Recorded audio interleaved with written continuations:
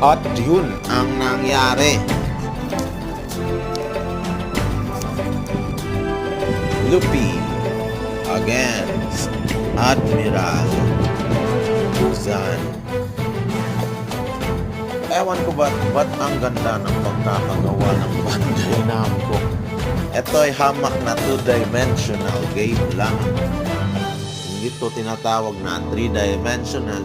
Hindi rin ito kagaya ng linalaro ninyong MMORPG na embedded with 3-dimensional moving objects.